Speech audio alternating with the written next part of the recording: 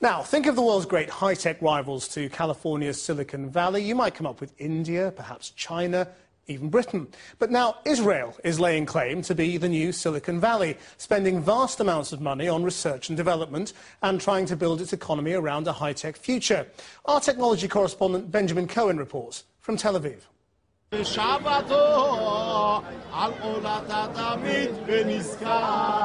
The traditional image of Israel is one of antiquity, religion and conflict. But contemporary visitors to Israel are equally likely to come to the beaches. For venture capitalists, though, there's more attractive things to look at than just the sun worshippers.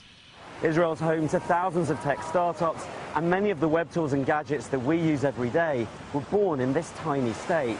So how has the Holy Land turned itself into the Mecca for technology? 40% of Israel's exports are high-tech. Memory sticks, online chat and the first antivirus software were all invented here. Just push back and forth? Just like the technology that allows you to control computer games and your television through hand gestures, which is now redefining the games industry thanks to being in millions of homes via the Microsoft Xbox Kinect.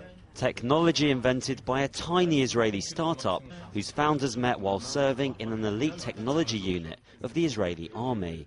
The military receives over $3 billion in aid from the US government. Many of the Israeli startups that you see around you today are populated by people who came from these types of units, so it's very smooth progression from the army to create some kind of startup of your own, to think of things that you can do with what you learned.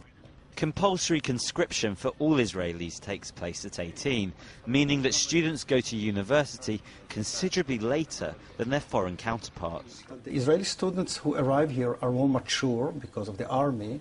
They don't accept everything that they hear. So this whole dialogue, yes, of learning something, challenging it, trying to find another solution, it's part of this whole culture of let's find something new. The only resource we can build on is human capital because we don't have all those other resources.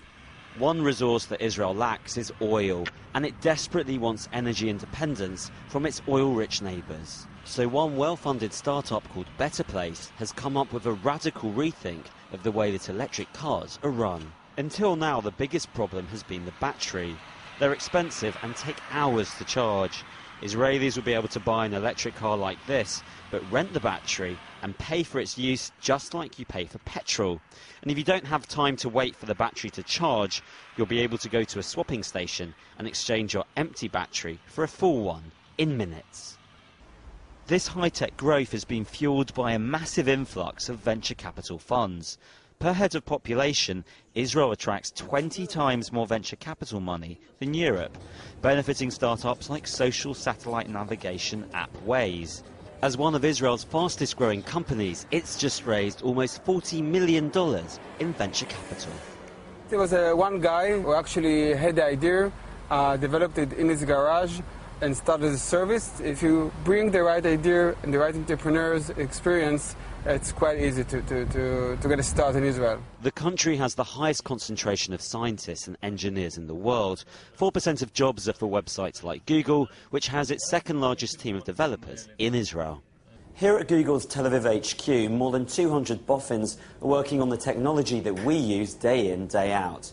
For example, the system that predicts what you're searching for as you start to type letters into Google was invented right here. But there's a growing tendency for startups to sell out to multinational companies like Google rather than sit in for the long haul and become the next Facebook. There is a growing concern in Israel that we're not creating enough of these large companies. Though it's obvious that we have an edge when it comes to thinking out of the box and thinking creatively, maybe we lack some skills when it comes to planning long-term, thinking strategically, being able to look far out to the future. The British government is pumping millions into growing the UK's tech industry, with the hope of rivaling the startup culture of both Israel and Silicon Valley. But Israel's success has perhaps been because of a unique combination of factors, a can-do attitude brought on by a lack of natural resources, and the spillover effects of a highly militarised state, which won't be easy for other countries to emulate. Benjamin Cohen, Channel 4 News, Tel Aviv.